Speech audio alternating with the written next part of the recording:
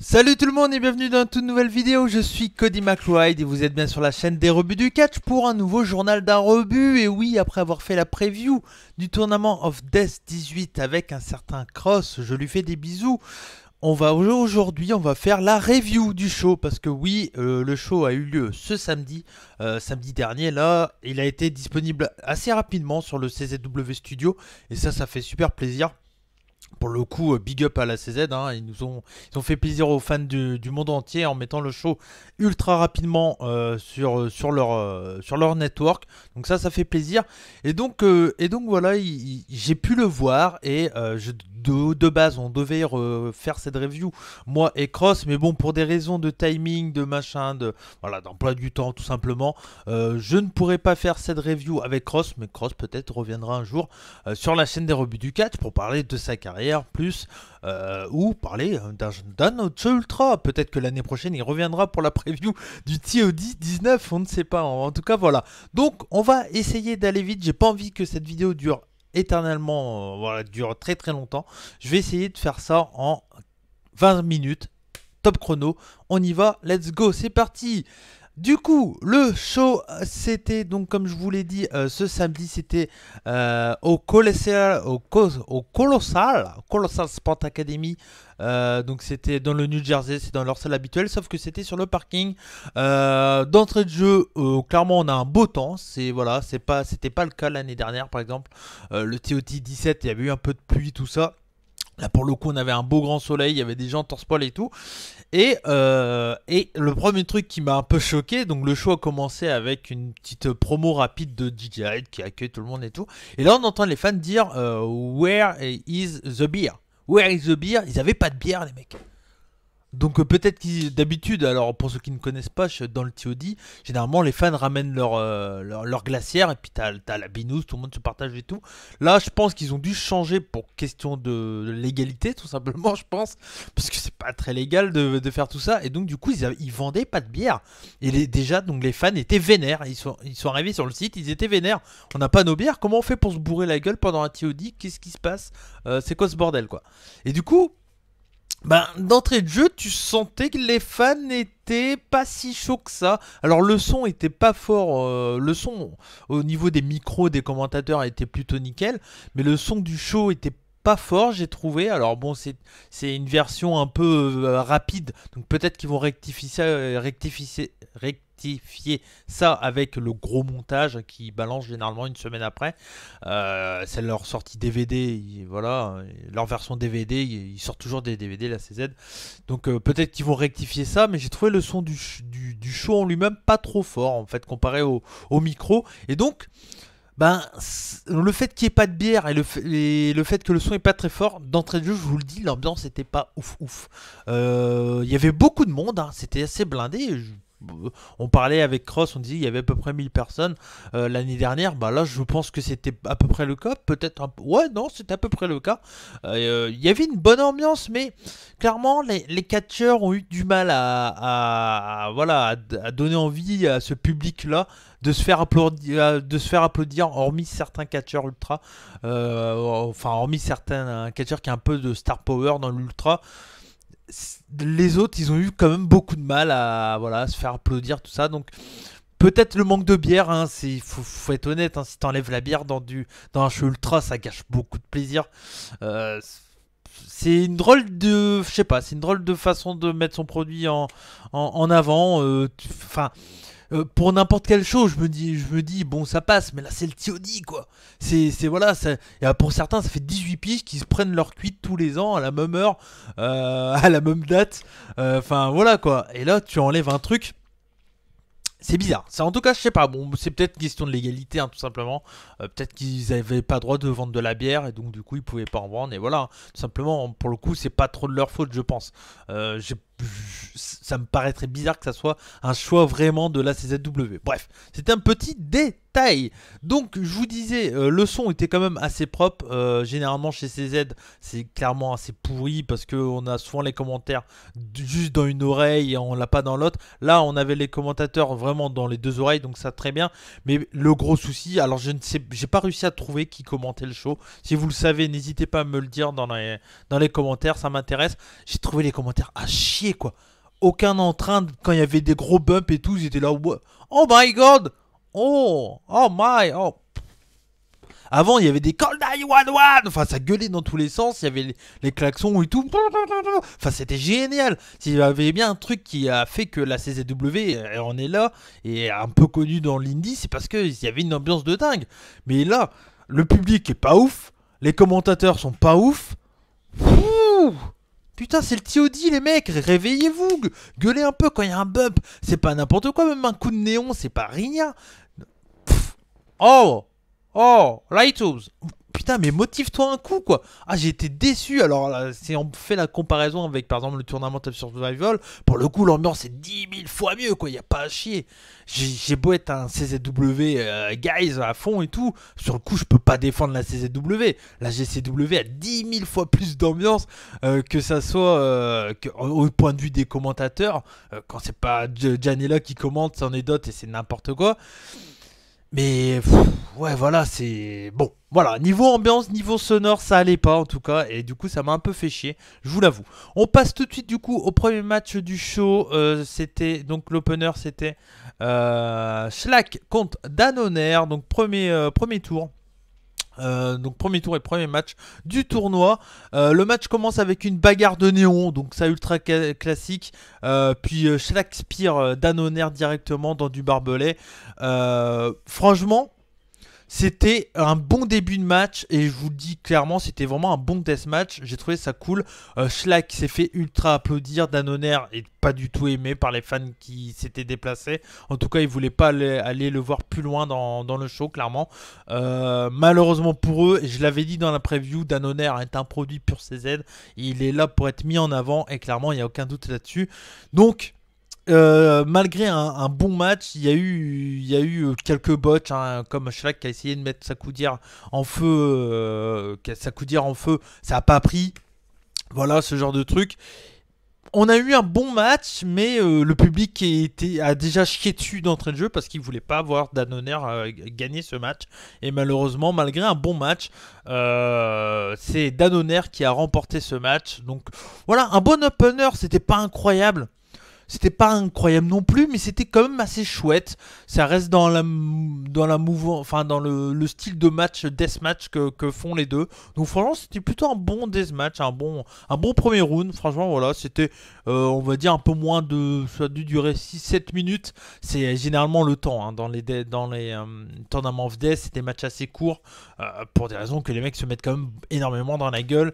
Voilà, c'était un match assez violent, rien de gros hyper marquant, mais voilà, un bon deathmatch quand même. Ah oui, et la fin, voilà, c'est une des raisons aussi que les fans ont chié sur la victoire de Danoner. C'est qu'en fait, la fin, donc il y a eu le Flying Elbow qui devait être avec la coudière en feu. La coudière a pas pris feu, ils ont eu un souci avec le feu là pendant ce TOD. Donc ça n'a pas pris feu, il fait la descente. La descente du coup de Schlack, et derrière je sais pas pourquoi Danoner ne vend pas, il lui fait lui ne vend pas du tout, et donc met un sac plastique qui était la marque de fabrique des Storm of Trail et qui est la marque de fabrique de Schlack. Il met un sac en plastique sur la tête de Schlack et il lui fait un roll-up, et là 1, 2, 3, le public il fait bleh, enfin voilà, enfin moisi, enfin bon. Pour mettre en avant un mec, c'est pas la meilleure fin. Il fallait le faire gagner clean. Si voulait que le public l'applaudisse un minimum, il fallait le faire gagner clean. Là, ils l'ont fait gagner un peu sale. Je pense que c'est parce qu'ils n'avaient pas non plus. Ils ont dit à Schlack, bon, on te fait perdre au premier tour. On va pas te décrédibiliser, on va te faire perdre avec un roll-up. Il a dit ok. Et voilà, je pense que c'est juste ça. Mais bon, je trouve ça dommage quand même. Ça cache un peu le match qui était quand même cool. C'était un bon premier match, j'ai trouvé. Donc voilà, on va passer du coup au deuxième match. Donc c'était un Summertime Deathmatch. Donc il y avait plein d'objets qui faisaient été, quoi, tout simplement. Et très rapidement dans le combat, Claxton prend l'avantage. avec un néon et envoie Jimmy sur une planche avec des crayons, c'est des bons gros crayons gris là, des crayons en papier, des bien épais comme il fallait, c'était assez violent pour le coup. Il met un coup de batte avec qui a des bouts de verre dessus sur les pieds à Jimmy Lyon. Jimmy Lyon, il est pieds nus et en fait il y a Connor Clarkson qui lui met des coups de batte sur les pieds. Bon, c'est toujours des moves hyper violents qui font réagir. Pour le coup, ça fait réagir le public. Je vais être honnête, c'était un squash. Jimmy Lyon a rien fait. A rien fait, il a fait quelques moves, mais moi, ben, j'ai pas envie de dire que c'est un catcheur mauvais. Hein. C'est clairement un catcheur deathmatch hyper basique, mais il a rien fait, quoi. C'est bon, tu dis bon, ok, ouais, moyen. Et puis à un moment, du coup, Connor Claxton va dans le public avec Jimmy Lyon, et là, il le balance sur une chaise qui était dans le coin au niveau des barrières. Il le balance sur une chaise, et là, Jimmy Lyon tombe vraiment mal. Il tombe moitié sur le bras, sur la chaise, vraiment mal. On n'a pas trop le temps de voir ce qui se passe. Et là, on entend un cri de Jimmy Lyon. Ah, une souffrance ultime. J'ai chié dans mon froc. Je me dis, mais c'est pas possible. Dès que je regarde du catch, il y a des blessés, quoi. À chaque show de catch, je regarde beaucoup. Heureusement que c'est pas tous les shows parce que sinon je deviendrais fou.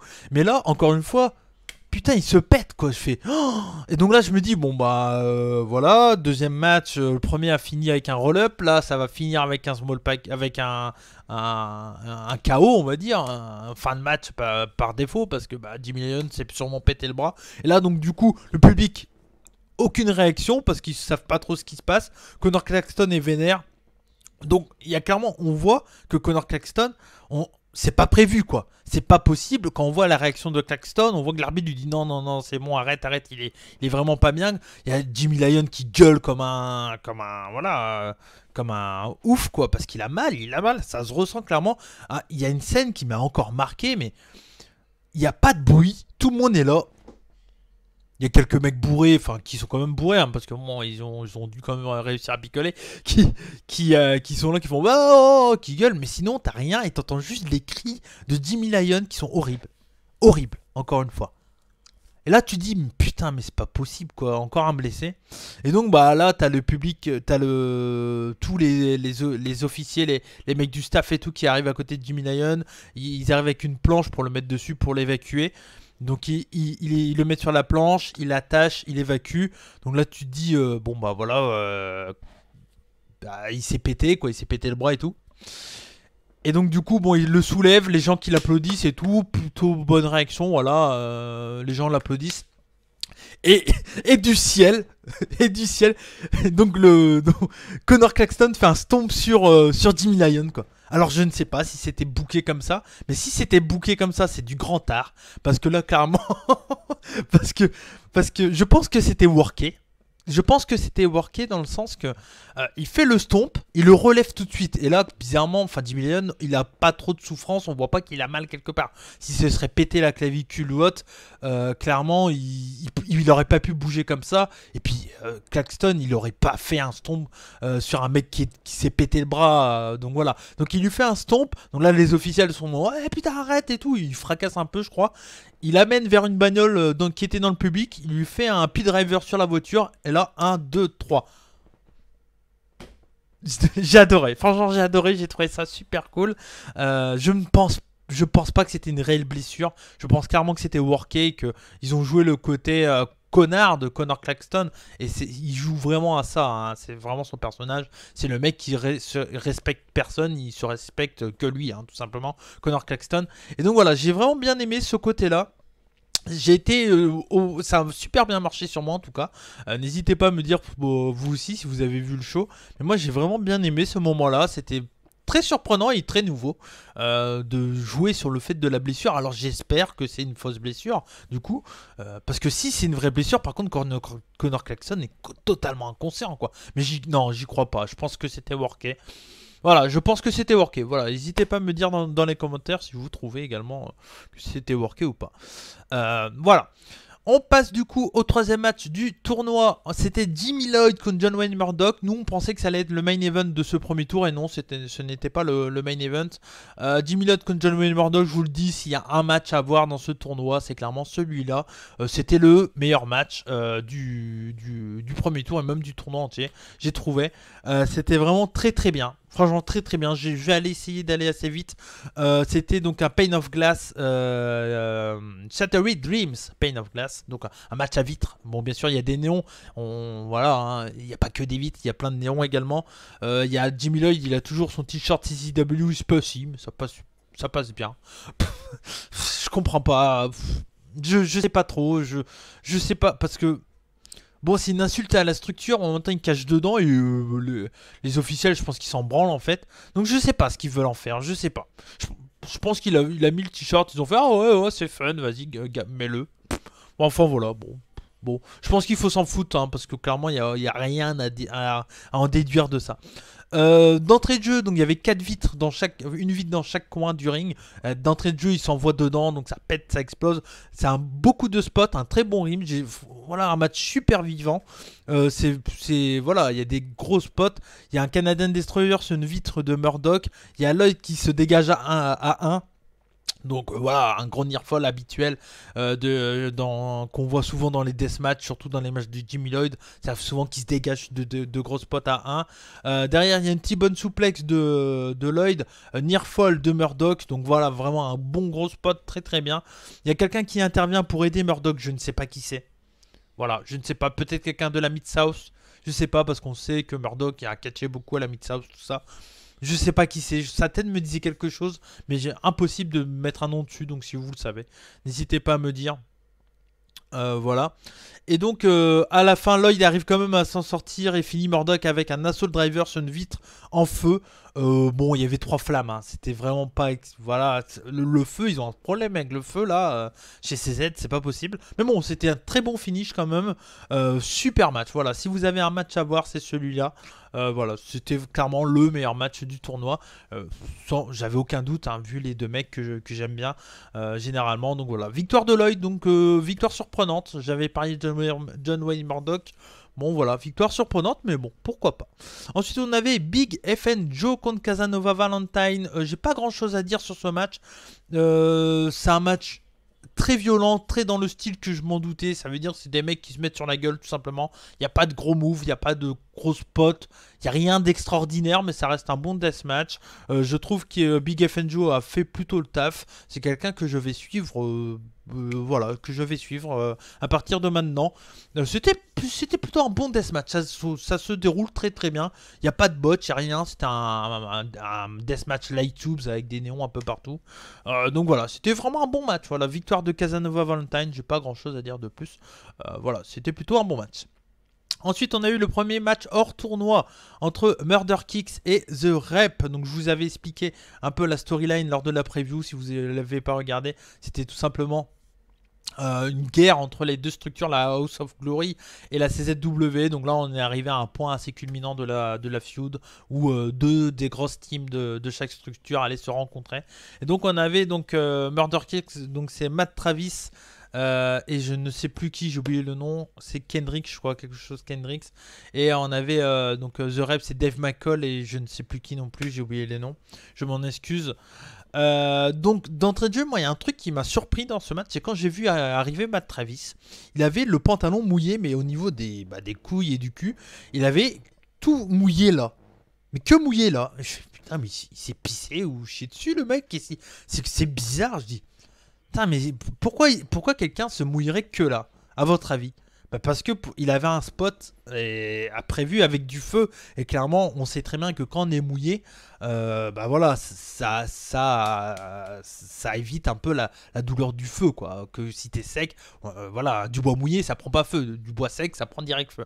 Donc voilà, je pense qu'il s'est clairement mouillé au niveau des couilles par précaution. Mais ça faisait très bizarre du coup dans son look. On aurait dit qu'il s'était chié dessus, quoi, ou pissé dessus. Donc très bizarre. Donc voilà, donc ça m'a un peu surpris. Et on l'a bien vu parce qu'à la fin, en fait, il passe à. Il y a une belly to belly d'un des The Rep sur Matt Travis. Et donc, du coup, de base, la vitre devait être en feu, mais encore une fois, il y a eu le botch. Le feu s'est pas mis, je sais pas. Pourtant, il met de la dose d'essence, mais je sais pas. Je pense que c'est un truc qui doit pas prendre feu extraordinairement non plus. Et ça prend pas assez feu pour être incroyable. Donc voilà, mais bon.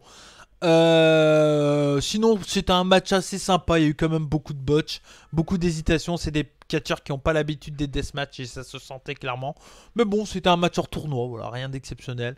Victoire des The Rep. Et puis, je vous l'avais dit, hein, The Rep, j'aime pas trop. Et ils m'ont encore prouvé que c'était pas incroyable non plus. Hein. Donc voilà. On va passer du coup au deuxième tour, les amis. Le deuxième tour, c'était. Donc, j'ai pas les photos, hein, je m'en excuse. Donc, c'était Jimmy Lloyd contre Connor Claxton. Un match en bat explosif.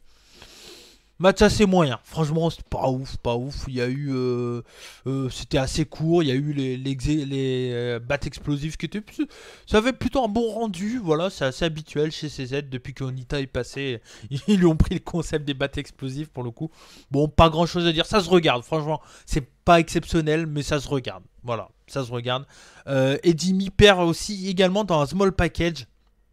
Clairement, ils se sont dit, pour éviter de mettre des mecs, de péter leur overness, on va les faire perdre dans des small packages. Je trouve pas que c'est une bonne solution de booking parce que les fans du tournament of Death, les fans de Deathmatch veulent pas voir ça. C'est un booking VVE là, ce qu'on a vu dans ce show.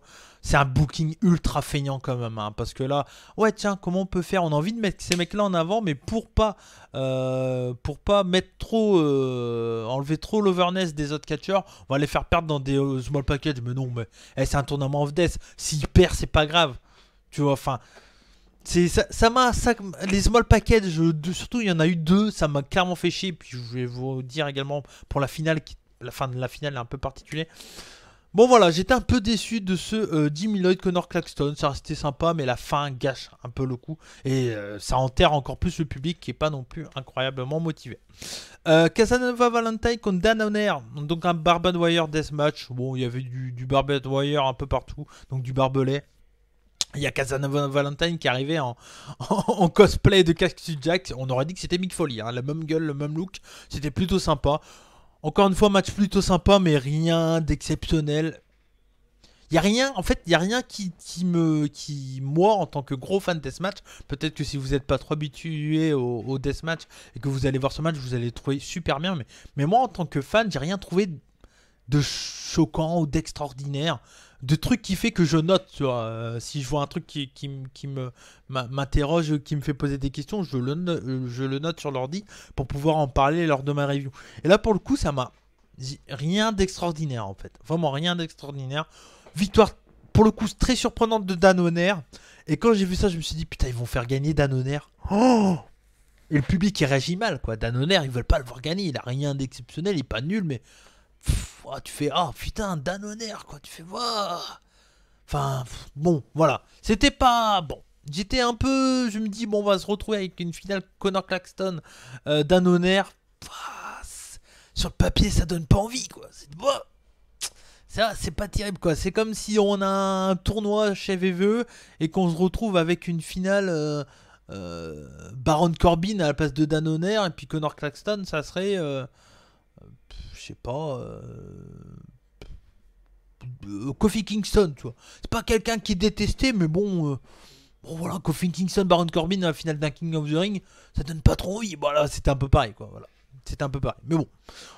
Du coup, après, on a eu le match hors tournoi, un autre match hors tournoi entre Matt Tremont et Mons Warner. Je vais aller très vite. Les deux mecs ont du star power, ça se ressent, ils font bouger le public. C'était un bon deathmatch. À un moment, ils ont eu une brawl dans le public, on n'a rien vu parce que la caméra Roots Cult, c'est le premier montage, hein, comme je vous ai dit tout à l'heure. Il les suit pas dans le public, donc je pense que ça va être rectifié lors du montage final. Donc il y a un bon moment de match qu'on voit pas. Après voilà, ça reste du Matt Tremont, ça reste du Mons Warner, il y a des bons spots. Ils se mettent des bons coups de marteau avec des punaises collées dessus, ils se mettent bien dans la gueule. Les deux ont des punaises bien dans le crâne, là c'est assez violent. Bon deathmatch, pas grand chose à dire, c'est du ultra classique. Voilà, bon c'était un bon match hors tournoi clairement. C'était sympa, franchement c'était sympa. Voilà, victoire donc de Je crois que c'est une victoire de Matt Tremont, ça. Si je dis pas de conneries, je crois que j'ai oublié de le noter. Donc voilà. Ah oui, il y a un spot qui est, ça pour le coup, assez violent. Il y a Matt Tremont Mance Warner, qui agrafe la langue de Mance Warner à une porte. Donc ça, c'est assez violent quand même, mine de rien. Mance Warner adore se prendre ce genre de spot. Donc voilà. Splash sur des néons pour la victoire. Voilà, donc victoire de Matt Tremont sur un splash. Un bon match, voilà. Franchement, ça aurait été dans le tournoi, ça serait super bien passé. Là, c'était hors tournoi. C'est quand même bien passé, voilà. Juste avant la finale. Et du coup, la finale, les amis, donc c'était Connor Clarkson contre Dan Honor dans un light tube deathmatch, mais pas comme d'habitude. Généralement, ils accrochent des light tubes et tout, ils se font un peu chier. Là, ils ont posé juste des light tubes comme ça, un peu à l'arrache. Putain, faites un effort, les mecs. Putain, c'est le TOD, quoi, merde. Bon, il se passe rien. Au final, il se passe rien.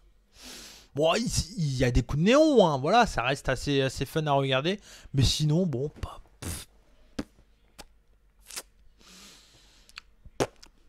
Voilà quoi, ma réaction, ça a été ouais, c'est bien, c'est pas mauvais, mais on s'en fout en fait. Enfin, ça, voilà, il se passe rien quoi. Il se passe rien, enfin, non. C'est pas le bon mot. Il se passe quelque chose, mais rien d'exceptionnel. Rien de marquant. Je veux dire, demain, même si j'avais pas pris mes notes, je l'aurais déjà oublié. C'est dommage. C'est clairement dommage.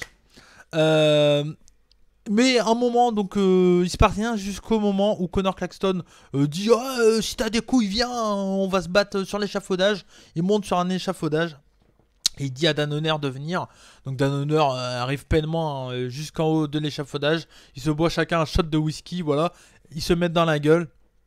Et puis donc ça part sur un espèce d'enfourchement sur un trampoline of death. Voilà, c'est assez habituel avec Connor Claxton ces derniers temps. Un trampoline of death avec des néons par-dessus et en plus il explose. Donc ça pour le coup, le bump est vraiment monstrueux. C'est le bump du show, il n'y a pas de chez. C'était vraiment très très bon bump. Voilà, c'était vraiment très très bon bump. Et du coup, donc il y a ce bump là. Et le match se termine là, en fait. Du coup, l'arbitre décide que Dan Honor peut pas continuer. Et du coup, il dit que Connor Claxton est le gagnant. Encore une fin moisie, quoi. Enfin, le mieux ça aurait été que oui, peut-être vraiment KO, peut-être qu'il pouvait pas suivre, continuer le match, peut-être que peut-être que la finale devait se continuer, peut-être, je ne sais pas. Mais là, du coup, bah voilà, ça finit un peu en autre boudin. Bon, les fans sont contents parce qu'ils préfèrent Connor Claxton à Dan Honor. Mais bah, tu dis, ouais, bon, Connor Claxton, ça fait très longtemps qu'il est chez CZ. Pour le coup, c'est ultra mérité. Je suis super content pour lui. Mais bah, ça finit un peu en autre boudin, quoi. Et voilà, et même à la fin du show, donc à la fin du show, il y a DJ Hyde qui dit un truc au micro et qui félicite Connor Claxton. Et Connor Claxton, il lui met un coup dans les couilles à DJ Hyde. Et il dit merci, c'est mon trophée. Il se barre avec le trophée. Le public, il est là, ouais. Ouais, enfin, Connor Claxton, c'est bien. Connor Claxton, c'est cool. Mais je suis resté un peu, donc voilà, c'était loin d'être un super TOD, j'étais un peu déçu. C'est pas les matchs en eux-mêmes que je suis déçu, c'est plus le booking que j'ai trouvé feignant, quoi. Tu fais des small packages aux mecs qui sont le plus d'overness pour pas qui butent leur overness et tout. Enfin, clairement, s'ils se prennent une défaite lors d'un TOD, c'est pas grave. Je veux dire, Nick Mondo a déjà pris des défaites, Zanding a déjà pris des défaites, voilà, Jesse Bailey, il a déjà pris des défaites, John Moxley, il a déjà pris des défaites. C'est pas grave une défaite dans le catch. C'est pas la mort, faut arrêter. Enfin, je trouve que c'est tellement feignant. Je serais très curieux de savoir si c'est les catcheurs qui ont choisi de faire des small packages ou si c'est vraiment le booking de DJ Hyde qui a dit bon bah là c'est small package quoi. Parce que clairement les mecs qui se sont déplacés à STOD, je pense pas qu'ils reviennent l'année prochaine. Ils ont été déçus.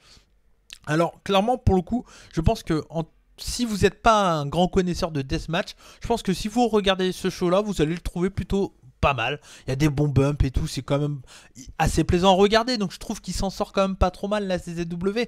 Mais on attend beaucoup plus d'un TOD et surtout qu'on est sorti d'un tournament de survival où j'ai été un peu déçu. J'espérais que la CZW allait me prouver qu'ils étaient capables de faire un truc, encore une fois, enfin faire un truc plus cool que la GCW. Bah pour le coup, malgré la fin de show du TOS qui était un peu moyen, bah j'ai pris plus de plaisir sur le TOS quoi. Ça fait chier, ça m'emmerde, ça m'emmerde, mais bon c'est comme ça. La CZ. Alors il y avait des bons trucs, hein. J'ai passé un bon show, je l'ai regardé en deux fois par manque de temps, c'était un bon show. Mais ah ça voilà, ça manque un peu tout le plaisir qu'on avait à l'époque à mater les CZ, les TOD, c'était quelque chose les TOD. Là maintenant bah c'est juste un show un peu lambda qui passe très bien, mais que dans 5 jours on l'a tous oublié quoi. Connor Claxton pour le coup c'est mérité pour lui qu'il gagne et c'est plutôt une victoire assez surprenante, mais clairement voilà. On aura oublié, clairement c'est pas un moment marquant malheureusement. Donc pour le coup, si vous devez voir ou soit le TOS, soit le TOD cette année, je pense clairement que malgré le côté garbage wrestling très bordélique. Alors quand je dis garbage, le prenez pas mal, je pense à un certain alors ça fait va pas m'insulter, même si non, tu m'insultes pas, mais tu vois ce que je veux dire. Le prends pas mal quand je dis garbage. Quand je dis pour moi garbage, c'est quand c'est bordélique quoi. Mais c'est pas une insulte pour moi parce que j'aime bien le garbage wrestling. C'est juste que des fois, trop c'est trop pour moi. Et pour le coup, la GCW, ils ont tendance à jouer vachement sur le côté garbage wrestling vraiment ou bordélique. Et c'est ce qui fait leur charme. Et c'est ce qui était le charme de la CZ avant, bien sûr. Mais là, du coup, si chez GCW, il y a un peu trop ce côté-là, chez CZ, il y en a pratiquement plus. C'est hyper carré, c'est même trop carré pour être incroyable quoi. Donc voilà, donc c'est un peu dommage, ça reste quand même un bon tournoi, donc c'est pour ça que j'ai marqué sur Twitter qu'ils s'en sortent quand même pas trop mal. Mais voilà, j'étais quand même un peu déçu. Mais si vous avez pour moi un show à regarder entre les deux, je pense plus le TOD si vous êtes un novice du deathmatch, parce que c'est quand même assez carré, quand même assez plaisant. Mais si vous êtes un gros fan de deathmatch et que vous hésitez encore sur l'un des deux, parce que par manque de temps, bah, le TOS c'est clairement mieux pour le coup pour les fans de deathmatch, malgré la fin un peu à la fin de merde. Mais pour le coup, voilà, le TOD est trop classique pour être bien quand on est fan de deathmatch. En tout cas, voilà, c'est mon avis pour cette review du TOD et j'ai fait 30 minutes. Comme d'habitude. Donc voilà, merci à vous tous de m'avoir suivi pour cette review du Tournament of Death 18. C'était Cody McLeod pour la chaîne des rebuts du catch. J'espère que cette vidéo vous a plu. Si c'est le cas, n'hésitez pas à laisser un petit pouce pour soutenir la chaîne, ça fait toujours plaisir. Et si vous avez vu le show, n'hésitez pas à me laisser vos commentaires également pour me dire qu'est-ce que vous en avez pensé du show. Je fais des bisous à Cross également qui devait être là pour cette review, mais malheureusement par manque de temps j'ai préféré l'enregistrer seul. Donc voilà, histoire de pas tarder trop pour la review. En tout cas, merci à vous tous. C'était Cody McLeod pour la chaîne des rebuts du catch. Comme je dis tout le temps, souvent sur la chaîne Banzai. Et surtout, n'oubliez pas, soyez curieux. Ciao, Banzai.